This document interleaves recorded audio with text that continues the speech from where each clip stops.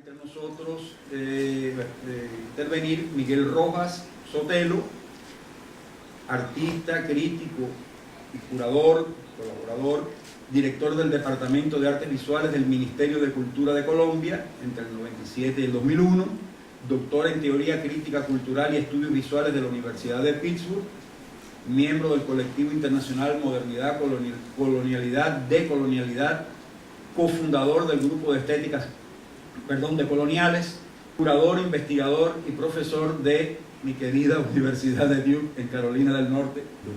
Y quisiera empezar diciendo que Gillian Yanes, aquí en esta mesa, tal vez en esta misma silla, hizo una muy buena exploración del contexto cubano revolucionario y que además está publicada en su libro Las Memorias de la Bienal de La Habana entre el 84 y el 99. Por otro lado, Nelson Herrera Isla, amigo nuestro, ha publicado textos en catálogos de la Bienal que en pocas palabras dan cuenta de la historia y contexto de la Bienal. Manuel Noceda también nos ofreció una nueva lectura para esta ocasión de los 30 años, y les agradezco mucho. Además, personas como Rachel Weisz, que está aquí en la audiencia, publicó en este libro un contexto muy interesante. Yo le agradezco que utilizó parte de mi tesis doctoral para poner ese contexto histórico de la Bienal. Además, les recomiendo este libro que ha posicionado a la Bienal de La Habana. El título es Making Art Global, the Third Bienal, the Third Habana Bienal, 1989-1989, posicionando a la Bienal de La Habana como una de esas exposiciones que inauguran lo que se conoce como arte global, un libro publicado en el 2011. Pero a mí me interesa más realmente establecer mapas teóricos, intelectuales, que están basados en la experiencia. El resultado de estos mapas que voy a compartir con ustedes, algunos de ellos, se da por la interacción con los protagonistas directos de la Bienal. Y aquí tenemos en la pantalla algunos de las personas que han colaborado para que estos mapas se construyan a través de muchos años de interacción con ellos, entrevistas, publicaciones, etc. A través de eso, entrevistas muy extensas y en profundidad, luego cotejadas por ellos mismos y en referencia cruzada con sus propios textos o textos citados por ellos o sobre ellos, y su trabajo tanto dentro de la Bienal, dentro del contexto cubano, como fuera de la Bienal y fuera del contexto cubano. En resumen, estos mapas y gráficos que voy a compartir usan datos duros, digamos desde el archivo, pero también están informados por el afecto, lo que se llama el repertorio. Estos son solamente espectros de lo que muchos en este recinto han llamado la mística o la praxis o la práctica colegiada de la Bienal de La Habana. Y yo lo conecto con una dimensión que es de la ontología relacional que va mucho antes de nuestro amigo Nicolás Bullrich, que va atrás en la relacionalidad que conecta comunidades de una manera distinta, en solidaridad, fuera del espacio del mundo del arte. Tengo que trabajar con dos computadores, perdón. Esta Bienal históricamente ha sido llamada la Bienal del Tercer Mundo, no la Bienal Pobre. Aquí pongo una cita que viene de la revista Third Text, en su número 20, en 1992, en la que Gillian Yanes define la Bienal en contexto de lo que es el Tercer Mundo. De hecho, este texto está en la exposición de los 30 años, así que no lo voy a leer. Pero está ahí para ustedes, se los dejo un segundo. ¿Funciona? Sí, funciona. Y voy a poner otra referencia, y no voy a poner más referencias en esta presentación, porque esta es una voz desde el interior, esta es una voz desde el tercer mundo, desde nuestra trinchera, la voz de Gillian Yanes representando a una institución, el Centro Wilfredo Ollam, Ministerio de Cultura Cubano, República de Cuba, el Caribe, Latinoamérica, África, Asia. Una reflexión desde adentro. Y luego tenemos otras reflexiones que problematizan el asunto del tercer mundo desde lo occidental. Esta es una referencia de Zizek en su texto The Universal Exemption, publicado en el 2006, porque es parte de muchas de sus reflexiones interesantes que también responden a lecturas excéntricas del mundo occidental global, puesto que Zizek tiene una trayectoria del este de Europa hacia el centro de Europa, aunque hoy por hoy también vive en los Estados Unidos. Y la voy a leer. La forma ideal de la ideología de este capitalismo global es el multiculturalismo, la actitud de que a partir de una especie de posición global vacía se trata cada cultura local en forma en el que el colonizador trata al colonizado como nativo, entre comillas, cuyas costumbres han de ser cuidadosamente estudiadas y, entre comillas, respetadas. Es decir, la relación entre colonialismo imperialista tradicional y la autocolonización capitalista global es exactamente la misma que la relación entre el imperialismo cultural occidental y el multiculturalismo, de la misma manera que el capitalismo global implica la paradoja de la colonización sin la nación colonizadora, la metrópoli, el Estado. El multiculturalismo implica una distancia eurocéntrica condescendiente y o respeto por las culturas locales sin raíces en la propia cultura particular de cada uno. En otras palabras, el multiculturalismo es un renegado, es la forma invertida, autorreferencial del racismo, un racismo con distancia, entre comillas, que respeta, entre comillas, la otra identidad, concibiendo al otro como una comunidad auténtica, encerrada en sí misma, hacia el que el multiculturalista mantiene una distancia posible por su posición universal privilegiada. Y la leo en la misma cadencia que Zizek lo haría, por supuesto, aquí en español. Voy a poner un contexto pequeño y les voy a mostrar el primer mapa intelectual que resulta de estas interacciones. Tengo más o menos 900 páginas transcritas de entrevistas en los últimos 6 o 7 años con miembros de la Bienal, con gente de afuera también, muchísimos que hacen parte y que han construido estos mapas. Hay un mapa en varios niveles y voy a poner unos puntos generales para hablar de la Bienal de La Habana. Primero veamos un contexto, algunos puntos de debate más amplio que enmarca la emergencia de muchos eventos que intentan dar cuenta de esa idea mundo en la que vivimos hoy. La exposición es parte de esa construcción de la idea mundo, que queremos reflejar como la idea mundo.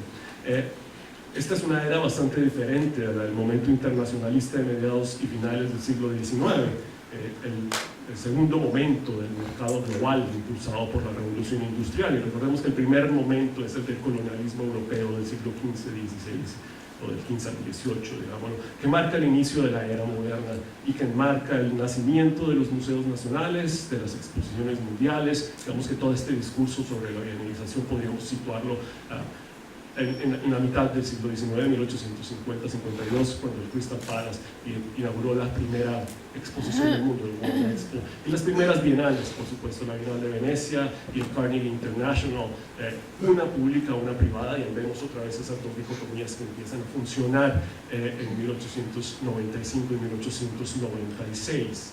Y bueno, están como por aquí en este mapa.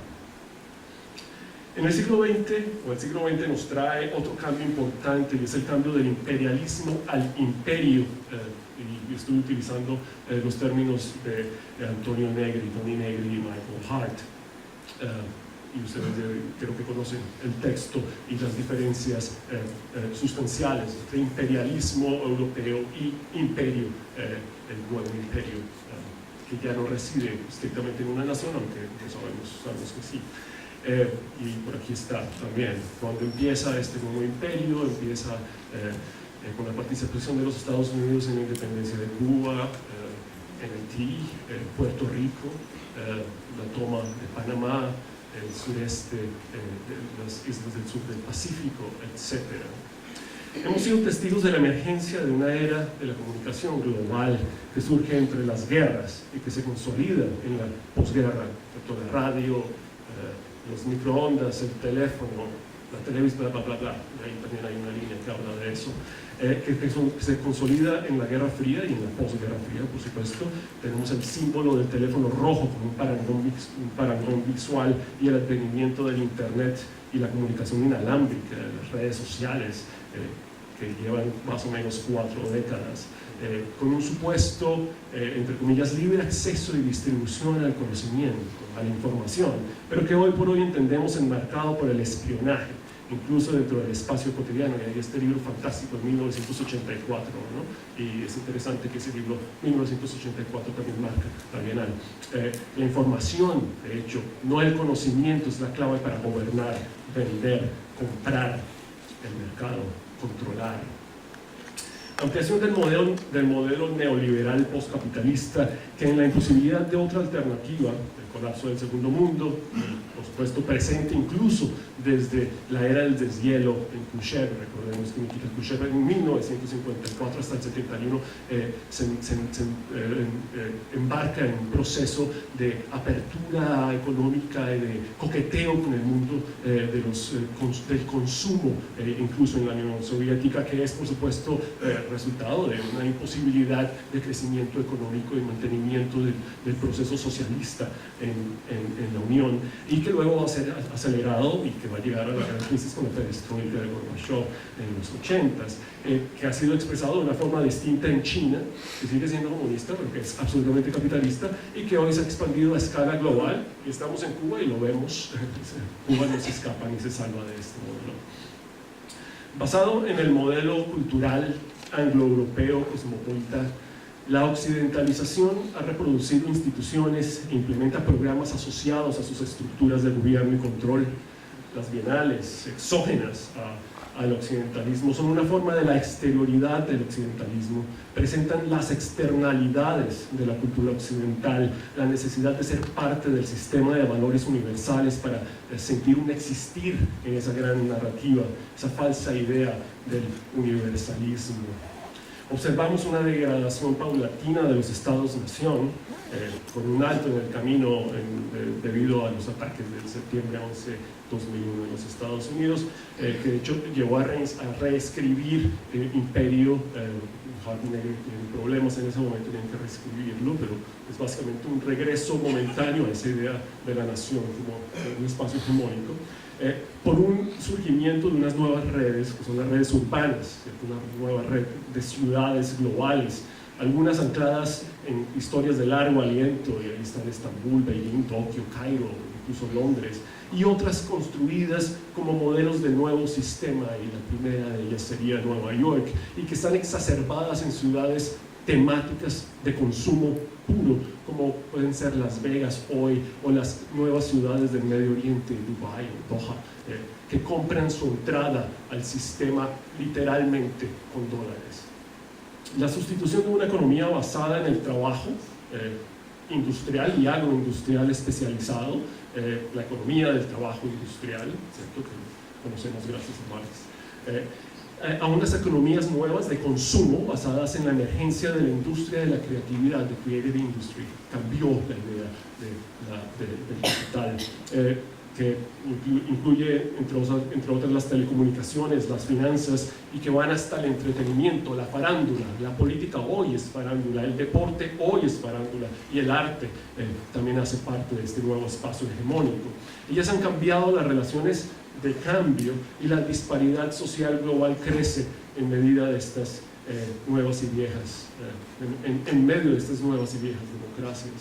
Emergen nuevos estatus que desafían nociones clásicas de raza y género.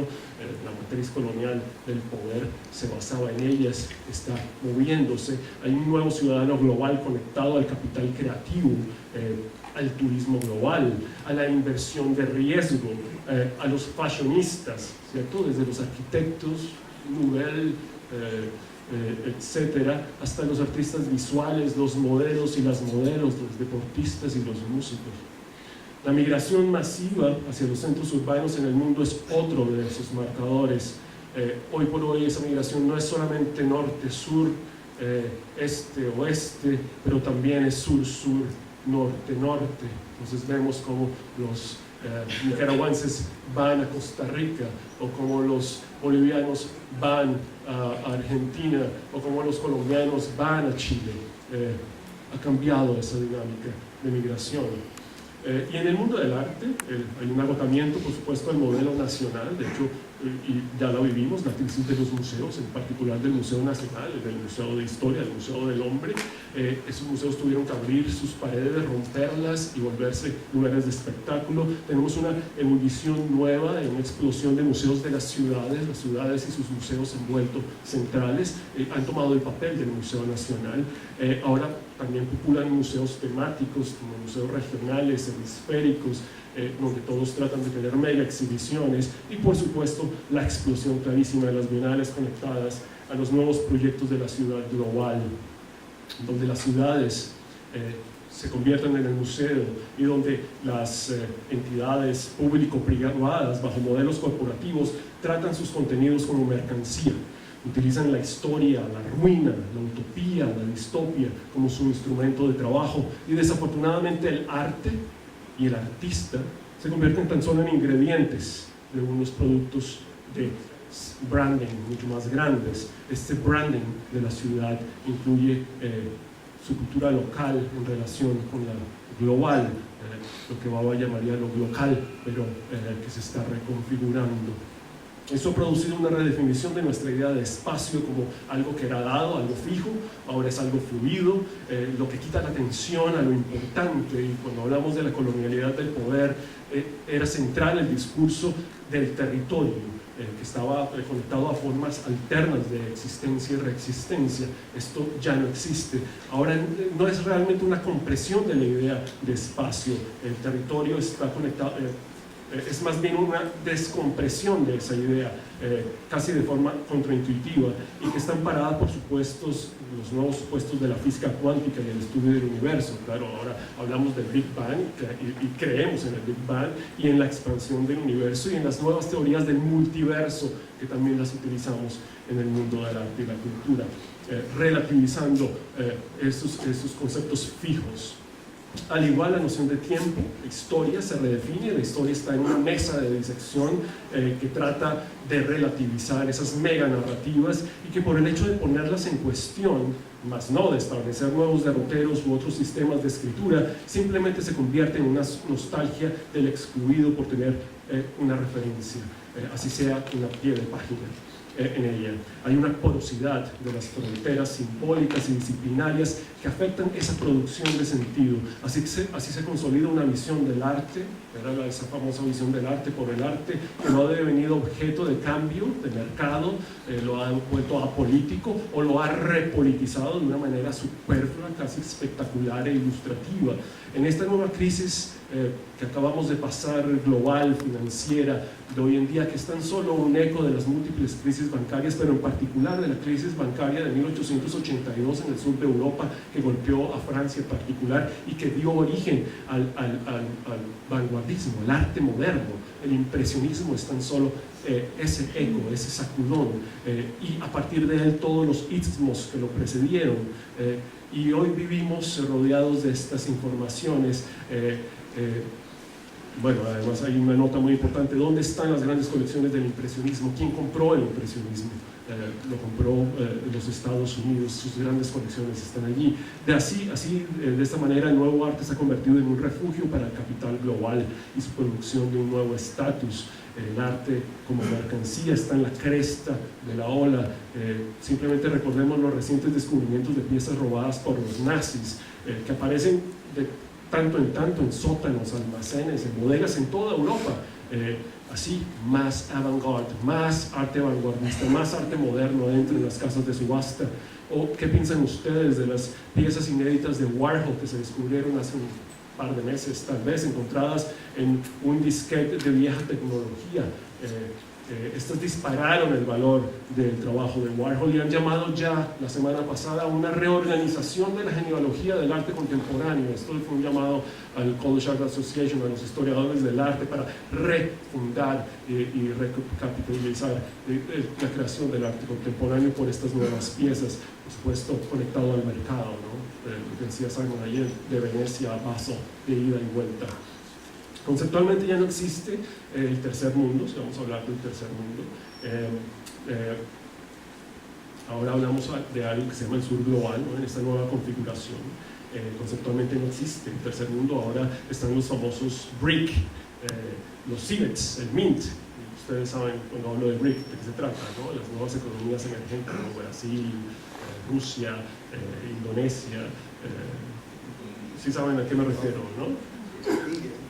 India, y ahora el MINT, donde está Indonesia.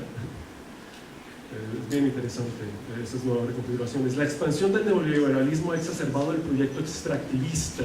Las riquezas minerales y de plantación han cambiado el mapa global. Y recordemos que aquí hay otro llamado importante, es la dimensión ambientalista, que se hace fundamental en este futuro y en cualquier futuro análisis, desde cualquier espacio de conocimiento. El grupo de los 8 es ahora el grupo de los 20, ellos invitan y desinvitan de acuerdo a las estadísticas anuales de desempeño económico. UNASUR no es el Mercosur, la OPEC ya no es lo que fue, y los no alineados, Bandung, están ahora todos alineados y alienados, ¿cierto?, por fuerzas internas o externas.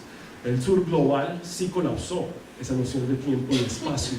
Ahora múltiples momentos históricos están presentes en el mismo lugar geográfico. El globo está al alcance de la billetera de forma literal. Diásporas, exiliados, refugiados, migrantes, movilidad, esos son sus derroteros. Los problemas del sur son ahora y están presentes en el norte desarrollado. La idea de la clase media y proletaria se evaporó y hasta en Wall Street nos llamamos parte del 99%. Y para cerrar estas notas, hablemos un poco de la década de los 80, que es la que nos trae la Bienal. Al final de la Guerra Fría, durante los años 80, se dio una celebración de la diversidad artística en todo el mundo. Grandes exposiciones fueron presentando los aspectos de la cultura global, exposición Primitivism, Magicians de la Tierra, la Bienal de La Habana. Esto alentado por el espíritu de apertura, de la pluralidad, de la convivencia que caracterizó la transición de la descolonización de África, de algunos países del Caribe, el paso a la democracia en muchas otras regiones del globo, de las dictaduras a las democracias en el Polo Sur, por ejemplo, el reconocimiento y el desarrollo de las tradiciones artísticas enraizadas en prácticas regionales fueron increíblemente celebradas, muy a la forma de los CIDEC.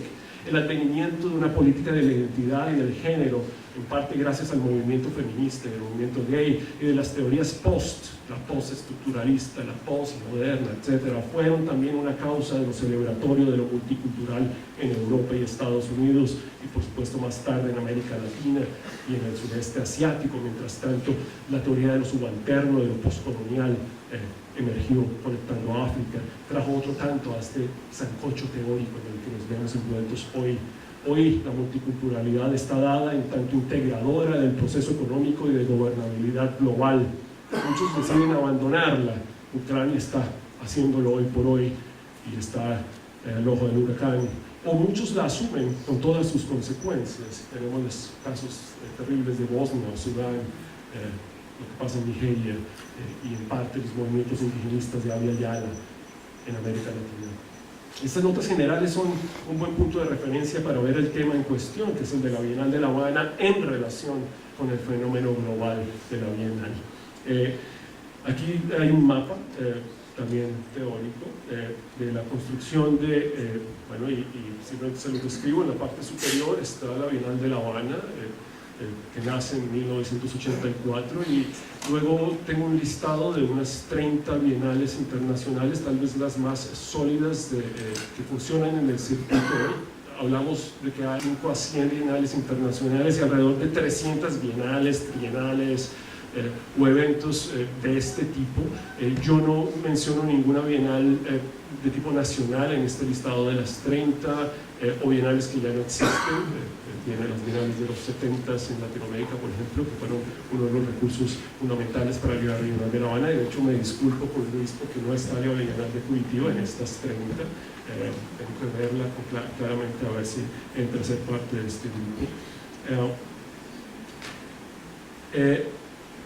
Y es simplemente para que ustedes se den cuenta un poco de esa explosión de las bienales. Entonces tenemos unas primeras, ¿no? las históricas, Venecia, el Carnegie International, la Bienal de Sao Paulo, fundada en el 51, la Documenta, también un mega evento de arte de la posguerra, la Bienal de Sydney, que no era una Bienal internacional global, pero que lo ha venido haciendo en las últimas 2 décadas, la Bienal de Cairo, que se fundó en el 85, Cuenca, que era una Bienal nacional, pero que se ha vuelto una Bienal internacional, y vemos cómo empiezan a explotar, a popular, boom, boom, boom, boom. Vemos unos momentos muy interesantes entre 1992, 93, 94, 95, en el 98 vemos una explosión de nuevas bienales, en el 99, 2000, incluso hoy por hoy tenemos nuevas bienales naciendo y muriendo.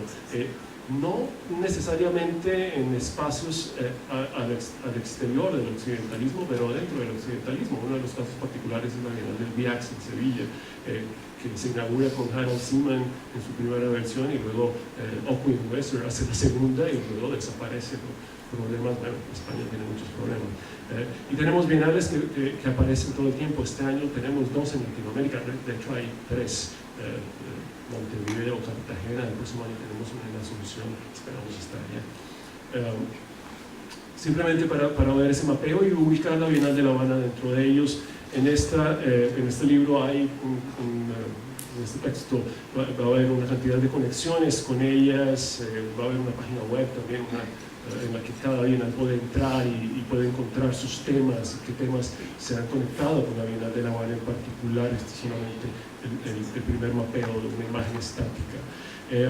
Esta es la imagen de las bienales por área geográfica en el mundo. Hasta el 2006 vemos que, por supuesto, Europa, la Bienal es occidental, europea. Vemos un crecimiento de las bienales en Asia, por supuesto, el movimiento económico que se da en Asia. Vemos las nuevas bienales del Medio Oriente y los nuevos grandes museos y colecciones del Medio Oriente. África, Latinoamérica, representadas de manera más pequeña. Los Estados Unidos, en su autorreferencialidad, realmente no les interesa tener bienales internacionales. Canadá tiene algunas. El Caribe, por supuesto, ahí estaban en ese 6%. Así que este es el mapeo de las bienales globales del hoy. Sigue siendo europeo. Y bueno, ahora simplemente voy a compartir algunos de estos mapas intelectuales. Voy a alejar del texto, si podría irse muy lejos. Pero estos ejercicios de afecto, de la práctica, pero también del archivo, me han llevado a construir estos mapas que tratan de dar cuenta de la experiencia de la Bienal de La Habana en un contexto más complejo. En este, por ejemplo, vemos cómo la Bienal de La Habana tiene una base teórica que es muy particular, conectada al contexto intelectual cubano, donde José Martí y Fernando Ortiz eran nombrados insistentemente por el grupo de curadores, por investigadores, por críticos cubanos. Ellos reconocen sus propias historias, sus historias locales, reconocen en la literatura y en la crítica cultural la base intelectual de la Bienal y de su construcción intelectual, de su propia trayectoria intelectual y académica, que son los nombres más importantes de la literatura y crítica cultural cubana. Reconocen en las publicaciones locales que circulaban en los 60s y 70s y 80s, diría yo particularmente, las fuentes de información que hicieron sus primeras formulaciones. Por supuesto, Criterios aparece allí como tal vez la más importante, pero también la revista Tricontinental, que hablaremos un poco más adelante de ella, el Pensamiento Crítico, Albur, Criterios, el Cardenal Barbudo, Lo que Venga, y por supuesto otros periódicos como Juventud Rebelde y Granma eran importantes para ellos. Vemos también que hay una explosión de la crítica artística a principios de los 80 y que se extiende hacia los 90 en Cuba, y que ahora hoy la vemos un poco aturdida, ha desaparecido del espacio crítico.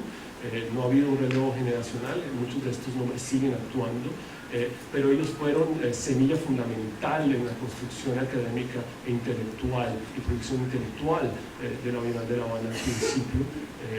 Y como les digo, si hay algún nombre que falta, es un nombre que no fue mencionado por el grupo o que es ausente porque en el cruce de datos queda perdido. Y luego hay una dimensión de lo teórico puntual, y vemos como el Caribe es central en el discurso de construcción intelectual de la Bienal de La Habana.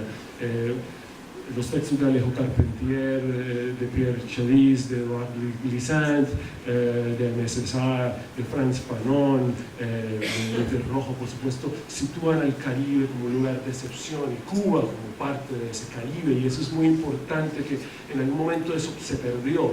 Cuba sale del espacio del Caribe y se conecta más con lo latinoamericano, pero en algún momento sí hubo una reverberancia, una fundamental importancia del Caribe en esa construcción. Por supuesto, el pensamiento marxista, todos los miembros del equipo estudiaron en el momento revolucionario dentro de las universidades cubanas. Casi todos vienen de estudios humanistas o de historia del arte, donde se estudiaba marxismo científico. También hubo un contacto muy fluido y directo con el pensamiento postestructuralista y luego el pensamiento postcolonial. La cercanía con Francia, debido a las cumbres de cultura, era clarísima. La presencia de Sartre en algún momento fue importante, pero y entrando gracias a criterios de pensamiento crítico, estos textos que construyeron parte de ese acervo intelectual de la Bienal. También la antropología, y eso es bien interesante y no se ve en muchas otras bienales o eventos de este tipo en el mundo, es como la antropología fue definitiva, tal vez en los procesos de construcción identitaria. La antropología entró en crisis en los 70s y 80s, y fue interesante como el equipo de investigadores de la Bienal, del Centro LAM, asumen la antropología también en esa posición crítica, y es central en su primera aproximación a la producción artística, y eso es clarísimo en el trabajo de Gerardo Mosquera, y luego lo vamos a ver claramente en la Bienal del 86, en la Bienal del 89, en la Bienal del 91. Luego se va a ir separando y desapareciendo. Pero una antropología que es participatoria, no es etnográfica, es una antropología de la proximidad, no del positivismo distante, es bien interesante. También vemos que ahí la presencia del conceptualismo de Luis Candence fue fundamental en ese momento de apertura, gracias a la administración Carter. Hubo un número importante de artistas, tanto latinoamericanos como internacionales, que aparecieron en el contexto cubano, generando una cross-polinización muy fuerte para el arte cubano, pero para la intelectualidad cubana también. También se trae como maestro de muchos de estos jóvenes estas dimensiones del conceptualismo, y un conceptualismo que es distinto al conceptualismo del norte. No es el conceptualismo de la desmaterialización, pero el conceptualismo de la rematerialización y del uso del objeto, el conceptualismo un poco sucio, digamos, del famoso Spanglish del que él habla. Bueno, la presencia de muchos artistas que llegaron aquí trayendo también sus textos. Lo postcolonial también se presenta, pero se presenta de una manera exógena en textos de Fernández Retamar, de Miguel Barnett, de José Zacarías. Luego más adelante llega Homi Bhabha, por supuesto. Foucault estuvo presente allí, pero más en su dimensión postcolonial, más que postestructuralista.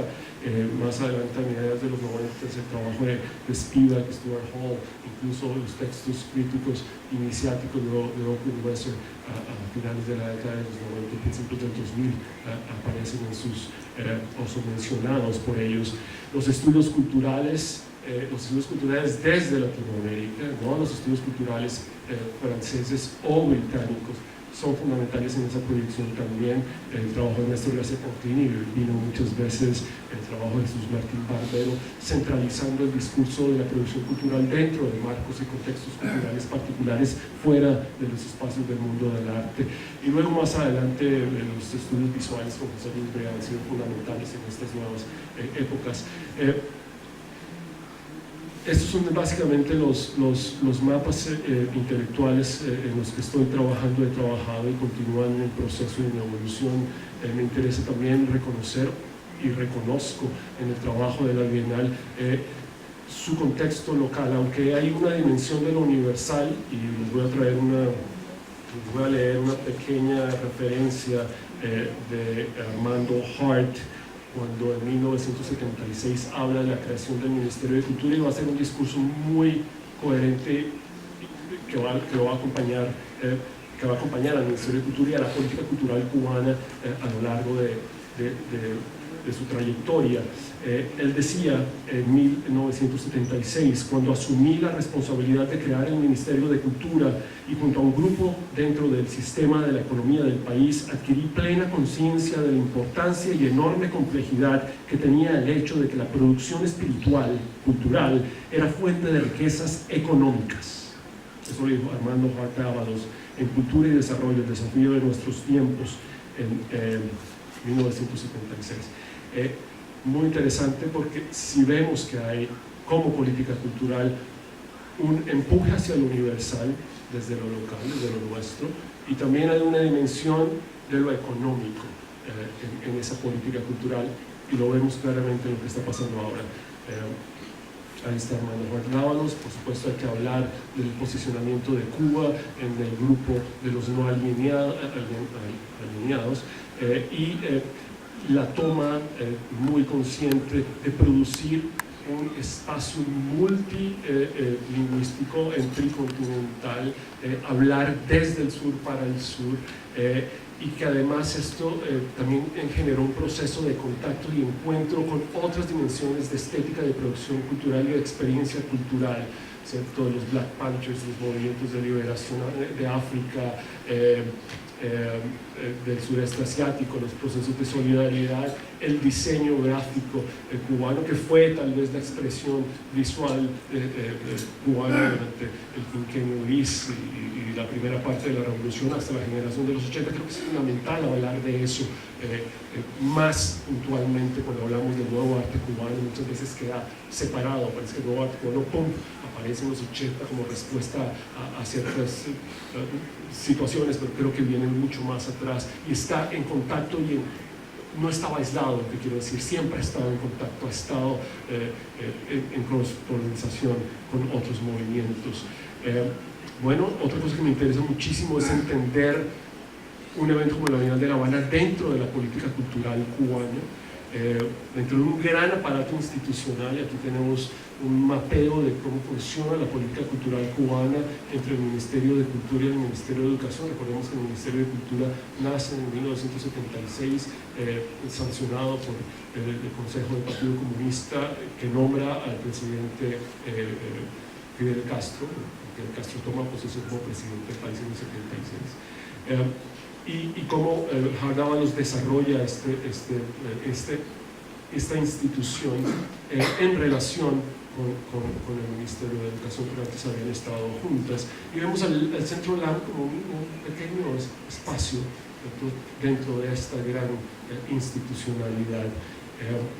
Y luego voy a jugar más con cómo funciona el Centro LAM y la Bienal de La Habana en términos históricos y en relación con esas estructuras de la política cultural cubana, para tratar de entender cómo se hace, entre comillas, ese milagro en medio de la crisis de la Bienal, cómo funciona estructuralmente, cómo ha cambiado, porque hubo dos momentos del Centro LAM, tener un grupo de casi 50 personas y luego pasar a un grupo de 15 y mantenerse en ese hilo, y cómo se relaciona en cada momento de la Bienal con las redes solidarias, tanto dentro de la estructura gubernamental cubana, y luego cómo se conecta y cómo crea su propia red.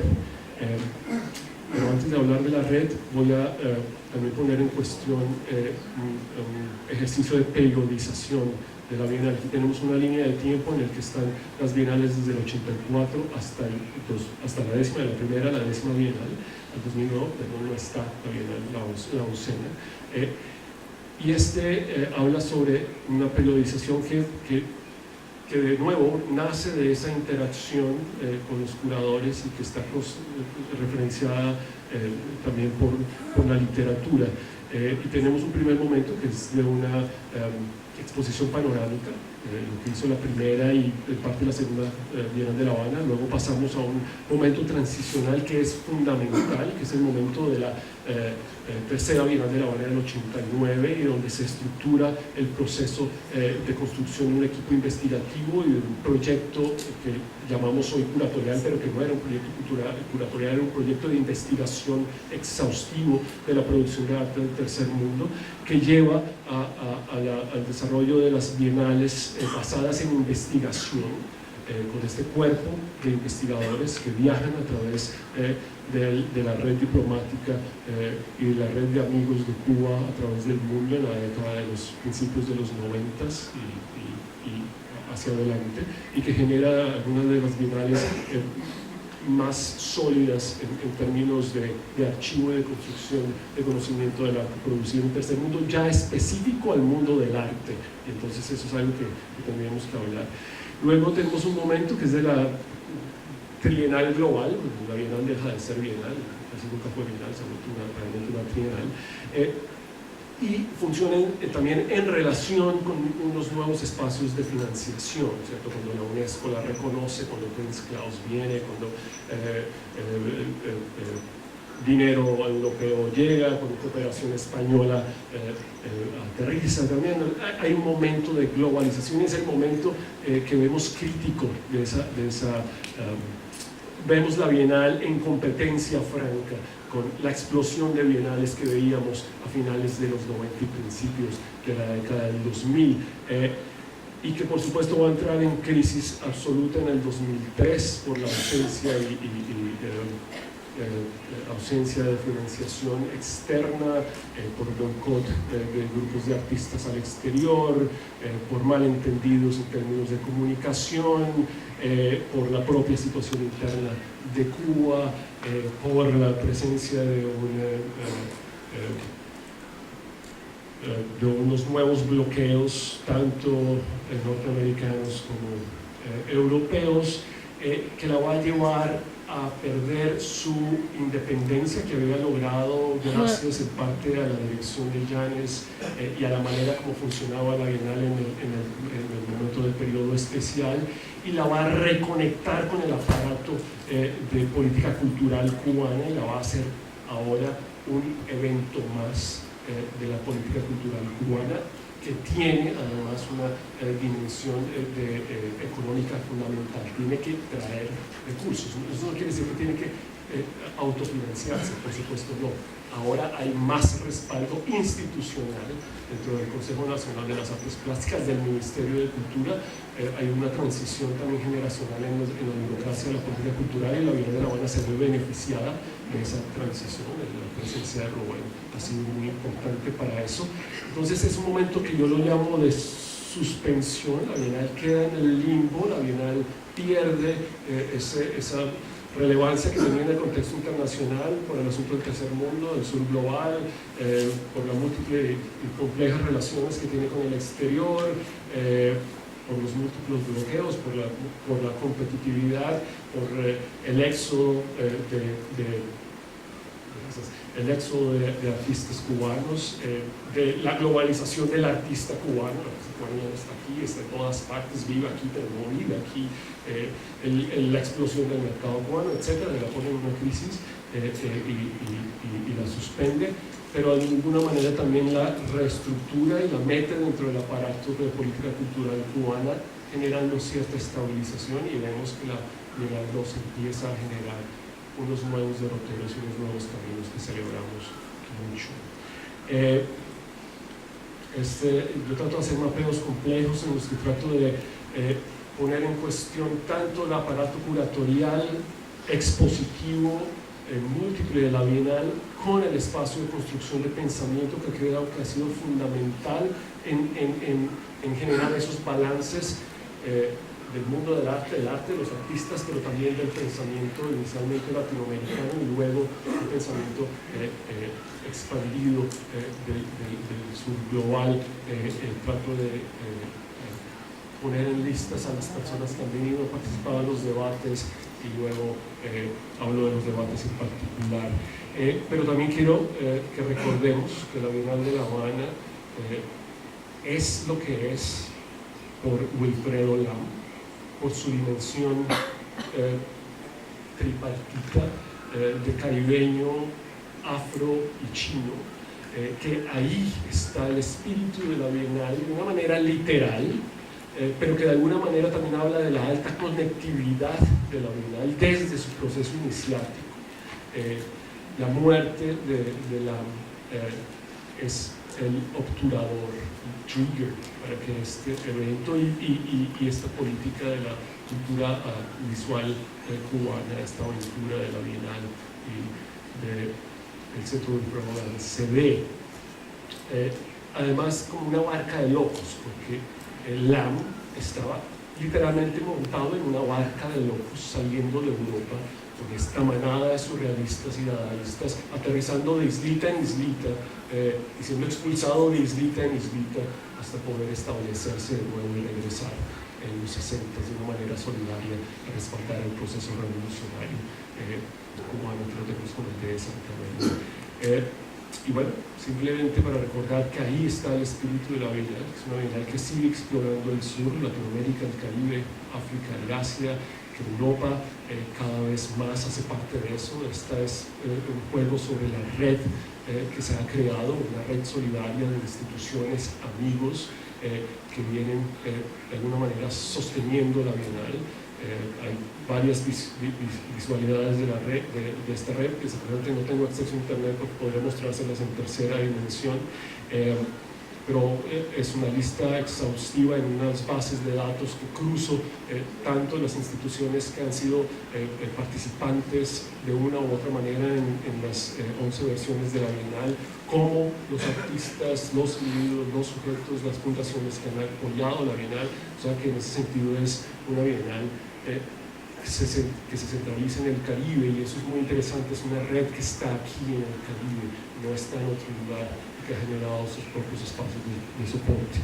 Bueno, aquí había otro ejercicio que quería hacer, pero no lo voy a hacer por falta de tiempo.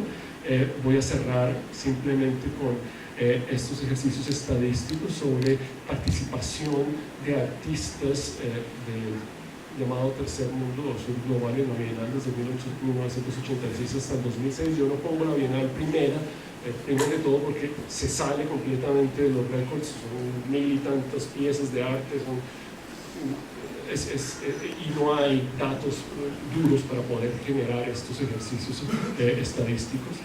Entonces, 1986-2006, que es la información más clara que tengo, y vemos el número de participantes en términos porcentuales. Ha sido una Bienal latinoamericana inicialmente, como lo decía Margarita ayer, pero ha cambiado.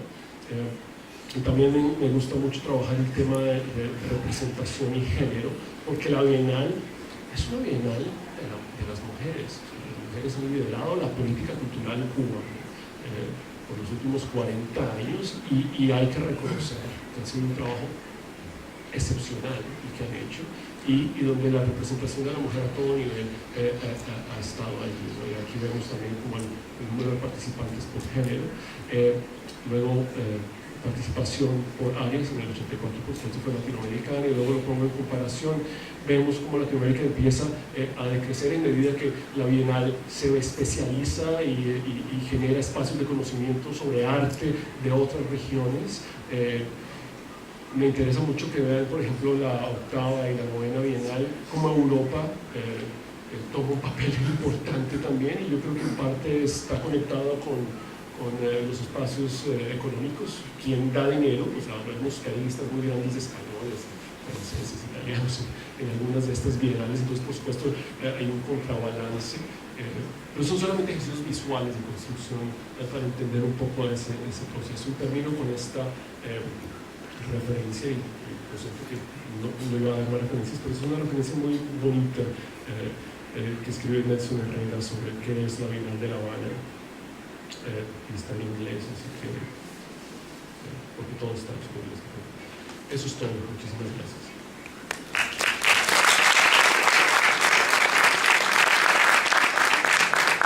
First of all, I'd like to express my gratitude to all the staff at San Roberto for inviting me to join this celebration, also to Ray Smith for facilitating my trip. And it is my second time in Cuba, and just like first time, I find it a truly inspirational experience. Also big thanks to Desiderio for translating my biennial essay into Spanish last year. And I just met Desiderio actually in person this morning, and I found out that he speaks Polish. So I could be really mean now and continue in Polish actually and ask him to translate it. But it's going to be probably much easier if I just deliver it in English. At the same time, I also would like to express my frustration that I have to speak to you in a language that is also not my mother tongue, so we're going to have to go into double translation. Having said that, if anything is unclear or if I say something that sounds really strange, please do not hesitate to stop me and ask me. I think comparing to a lot of people in that room, after listening to all these presentations, it's amazing research, absolutely amazing. I actually think that my knowledge of Havana Biennial is actually very little.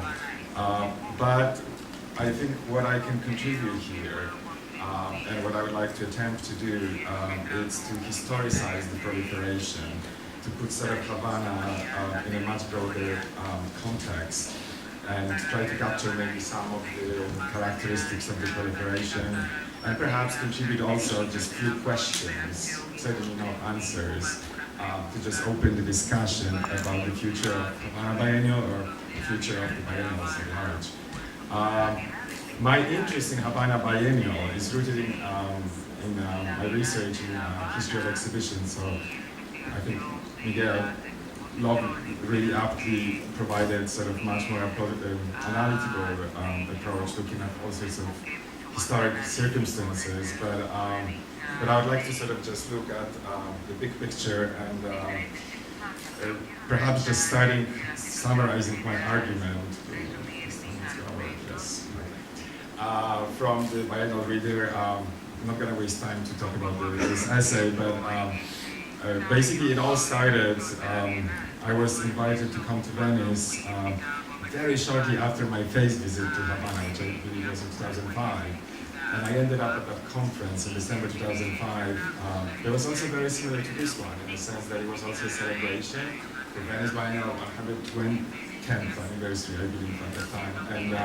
And it was pretty much a similar premise, let's talk about Venice, let's talk about other biennials, let's see what may possibly happen in the future.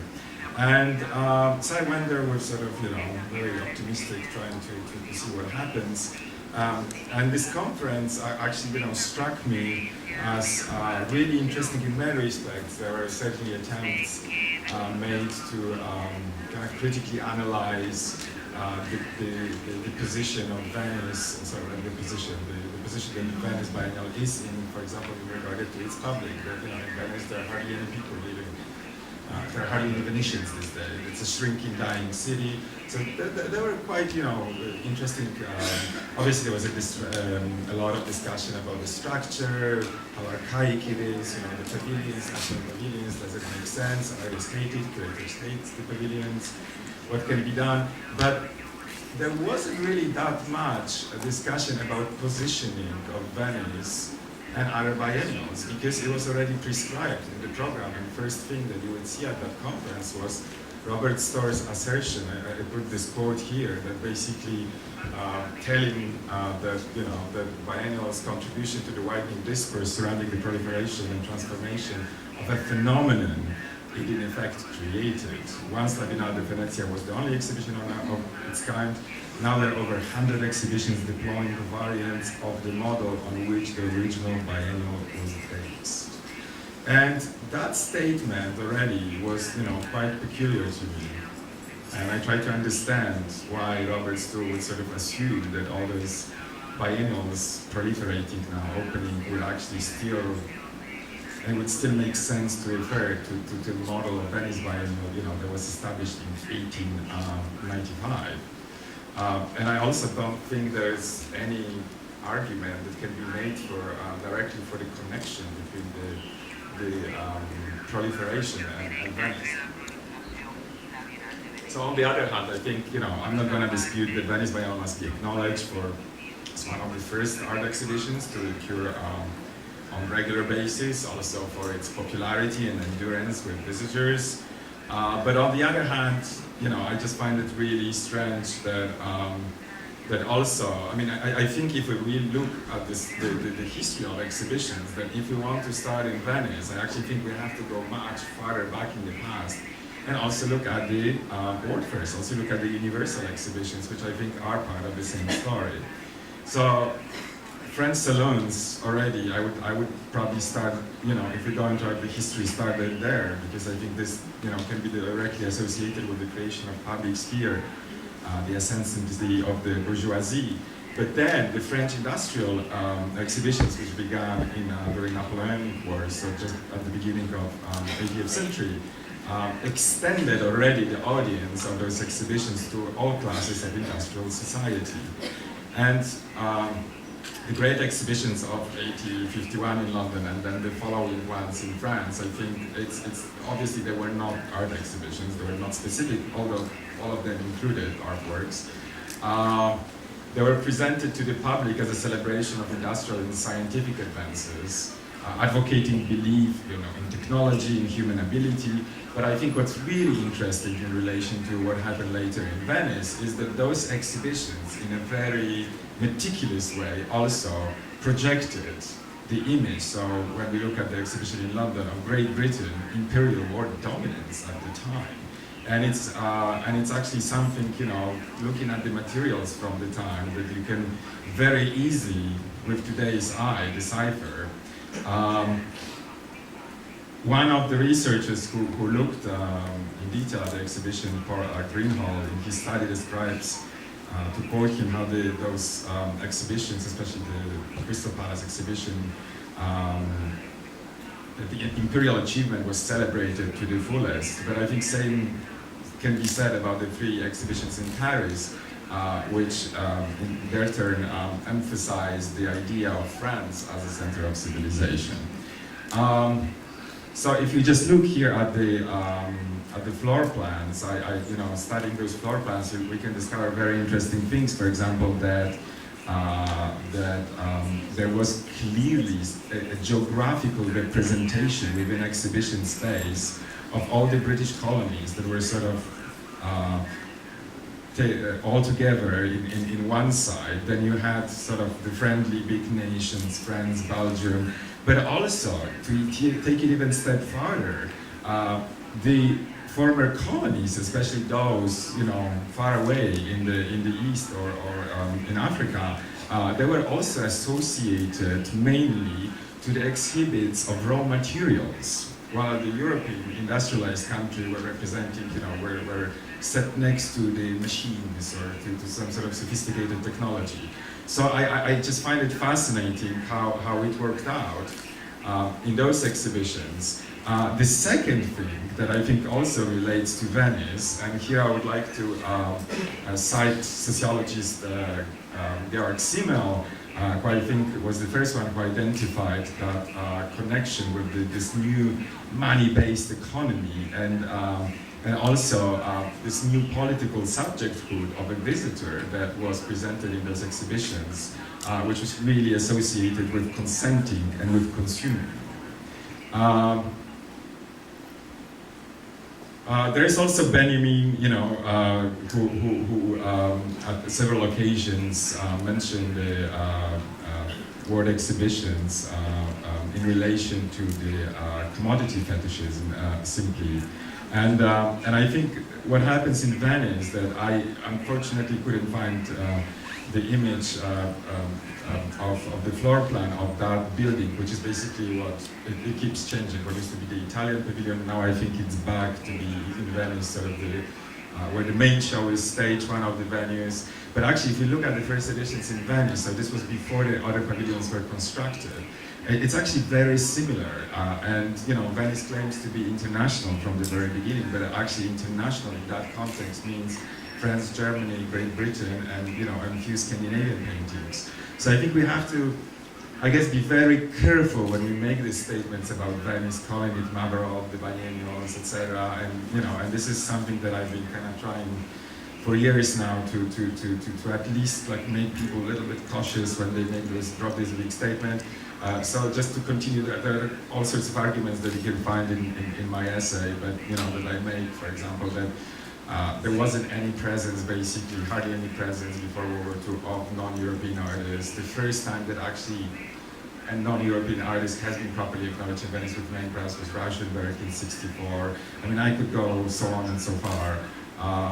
The reluctance to any avant-garde art in Venice. I mean, they organizing exhibitions of impressionists after World War II, you know, and George Braque gets the prize. So there have always been sort of, you know, assumption that Venice, you know, and I see it repeated all the time. The conference in Karlsruhe a few weeks ago, this is the director of Guangzhou Biennial quoting the mayor of Venice, via Lawrence Alwego, you know, saying that the Venice Biennial was the most noble manifestation of modern spirit without distinction of country, except that without distinctions of those 6 countries that were included. I think to put it in relation with the conversation of globalism, etc., I just think, again, I'm not saying that, you know, this way or that way, but I think we just have to be really cautious and put it into perspective when those statements are being made. So also what happened with the early editions of Venice, the works were arranged according to those national schools that, you know, early art history came up with. And that later on translated into pavilions that were constructed in Giardini. And again, if I had a map of Giardini, I wish you would see that those pavilions, they reflect, again, the sort of relations of power in the world very directly. You have France and Germany, Great Britain on the top of the mountain of the alley. I mean, it's quite politically incorrect by today's standards, I would say, to say the least. Last thing about Venice, before I move on, is that also everything was on sale in Venice. It really was a massive market trading place. This is how Venice was financed until '68. It was via the commission on the artworks that were actually sold in the previous edition. And I think it's also a connection that people usually don't make. So May '69, you know, the Venice is held. But what happens conspicuously for the next edition, the first one that is not trading, this is the beginning of Art Basel in the same month. So basically the trade was just moved to Switzerland. But I think that connection is hardly ever made when we talk about history of Venice Biennial, but I think it's a very important connection to be made. So obviously Miguel already mentioned, you know, shows that happened after and before Havana. I think in a way, and this is a completely horrible general statement that I'm going to make, but I think most of them, for me, they still grow out of the same traditions of Western modernism that Venice Biennial did. And I'm talking about Carnegie, which also, you know, very rich industrialist. And Carnegie was actually much more exciting comparing to Venice because they were already sending curators to Europe on a research trip. So in a sense, it was much more, for somebody who studies exhibition history, it was much more exciting show because it actually included some research and curating. Then São Paulo, again, in '51, we have a, you know, very rich Italian family. We have shows that basically show, you know, bring the, I mean, it's a great idea. It's fantastic to have the modernist European art, you know, they open with the big Picasso show. Documenta in '55, again, going back, so this profile of Documenta changes, makes it much more complicated, but when it opens, it's basically about reinstigating European modernism, which was, you know, called degenerate art, and which was made illegal by the Nazi government. But here we are in Havana in '84, and again, I'm not going to list all the reasons and arguments, you know, I made in my essay here to say, and some of you were asking me, you know, when I arrived 2 days ago, like what was my interest in Havana. I actually don't have any vested interest in Cuba and Havana. I just think objectively looking at facts and in terms of, you know, what was introduced here, we can make actually very strong case of Havana being super important part of that history and very important part from the point of view of proliferation, because I think it's really I'll show you later the maps and few graphs, but if you look how it all accelerated, it really all begins at that point. So if we look at, so I'm just gonna skip through all these images. So again, I'm not gonna go through what is written in the essay. I also make a case about this extended format of exhibition, which I think I also discussed here with one of the colleagues who asked that, what about the Zemans Documenta? I think Zemans Documenta already had the happening part,